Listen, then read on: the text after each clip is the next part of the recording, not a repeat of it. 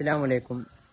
നാട്ടുവിശേഷമായി നമ്മൾ എത്തിയത് നമ്മുടെ സ്വന്തം നാട് തന്നെയായ അരീക്കോട് താഴത്തങ്ങാട് ജുമാ മസ്ജിദിന് സമീപത്താണ്. ഈ മസ്ജിദ് എന്നുള്ളത് സാംസ്കാരികപരമായിട്ടും ചരിത്രപരമായിട്ടും ഏറെ പ്രാധാന്യമേറിയ പള്ളി കൂടിയാണ്.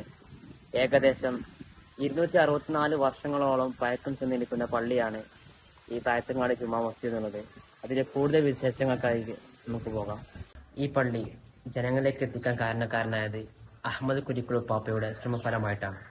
അന്ന് അരീക്കോടിന്റെ തൊട്ടടുത്ത സ്ഥലമായ മൂർക്കനാട് കോവിലകത്തിലെ തമ്പുരാട്ടിക്ക് നേത്രരോഗം പിടിപെടുകയും ധാരാളം വൈദ്യന്മാരെ അടുത്ത് ചികിത്സ തേടിയെങ്കിലും രോഗത്തിന് ശമനമുണ്ടാകാത്ത സാഹചര്യത്തിൽ മഹാനെക്കുറിച്ച് അറിയുകയും അദ്ദേഹത്തെ കോവിലകത്തേക്ക് വിളിച്ചു വരുത്തുകയും ചെയ്തു. തുടർന്ന് അദ്ദേഹത്തിന്റെ ശ്രമഫലമെന്നോളം തമ്പുരാട്ടിയുടെ നേത്രരോഗം ശിഫിയാവുകയും ചെയ്തു. പിന്നീട് അവിടുന്ന് മഹാൻക്ക് ഒരു പണക്കി സമ്മാനിക്കുകയും ചെയ്തു. തുടർന്ന് ആ പണക്കി സ്നേഹപൂർവ്വം നിരസിക്കുകയാണുണ്ടായത്.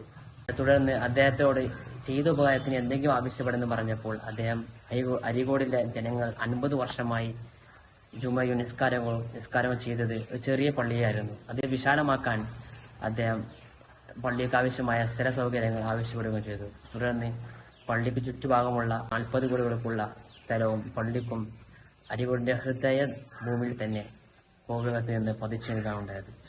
ഇന്നും ഈ പള്ളിയുടെ അകത്തും പുറത്തുമായി ധാരാളം ചൈത്രരേഖകൾ ഉറങ്ങിക്കിടക്കുന്നുണ്ട്. അതിൽ നിന്നുള്ള അല്പം നമുക്ക് പരിചയപ്പെടാം. ഈ കാണുന്ന ചാർട്ട് എന്നുള്ളത് അന്ന് സമയം നിർണ്ണയിച്ചിരുന്ന ചാർട്ടാണ് പറയപ്പെടുന്നത്. അതുപോലെ തന്നെ ഇവിടെ കാണുന്ന ഈ കപ്പലിനെ 6 തട്ടായി വിഭജിക്കുകയും ആ 6 തട്ടിലും ഈമാൻ കാര്യങ്ങൾ ഓരോന്നായി രേഖപ്പെടുത്തുകയും ഈ കപ്പലിനെ 5 പായമരങ്ങളായി വിഭജിക്കുകയും ഈ 5 പായമരങ്ങളുടെ ഇസ്ലാം കാര്യങ്ങൾ ഓരോന്നായി രേഖപ്പെടുത്തുകയും ചെയ്തു. ഇന്ന് വഹാബികൾ അവരാണ് ആദ്യം ഇവിടെ ഉണ്ടായിരുന്നു എന്ന് പറയപ്പെടുന്നത്. അതിനെല്ലാം പൊളിച്ചു കളയുന്ന രേഖയാണ് ഇവിടെ കാണുന്നത്. ഇവിടെ പെയിന്റ് അടിക്കാതെ കല്ലുകൊണ്ട് കൊത്തിവെച്ച രൂപമാണ് ത്വരീഖത്ത് ഖാദിരിയ എന്നുള്ളത്. 264 വർഷങ്ങൾക്ക് മുമ്പ് തന്നെ ഇവിടെ ഖാദിയ ത്വരീഖത്ത് നിലനിൽക്കുന്നു എന്നതിനുള്ള തെളിവും വഹാബികൾ പിന്നീട് ഉണ്ടായതാണെന്നുള്ളതിനുള്ള ഏക തെളിവുമാണ് ഈ പള്ളി എന്നുള്ളത്. പഴയ കല വാസ്തുവിദ്യയുടെയും നിർമ്മാണ ശൈലിയുടെയും മനോഹാരിതയെ വിളിച്ചോതുന്ന ഈ പള്ളി മലബാർ കലാപത്തിനും നിരവധി സമരങ്ങൾക്കും സാക്ഷ്യം വഹിച്ച പള്ളി കൂടിയാണ്.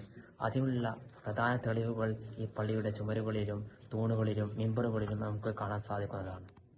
പുത്തനാശയക്കാരും മറ്റും ചേർന്ന് ചരിത്രത്തെ വളച്ചൊടുക്കാൻ ശ്രമിക്കുന്ന ഈ കാലഘട്ടത്തിൽ ചരിത്രത്തെ കൂടുതൽ പ്രാധാന്യത്തോടെ പഠിക്കുകയും അതിനെ സംരക്ഷിക്കുകയും ചെയ്യേണ്ടത് നമ്മുടെ ഓരോരുത്തരുടെയും കടമയാണെന്ന് പറഞ്ഞുകൊണ്ട് മറ്റൊരു വീഡിയോയുമായി വീണ്ടും കാണാം എന്ന് ഓർമ്മപ്പെടുത്തി നിർത്തട്ടെ. അസ്സലാമു അലൈക്കും വറഹ്മത്തുള്ളാഹി തആല വബറകാതുഹു.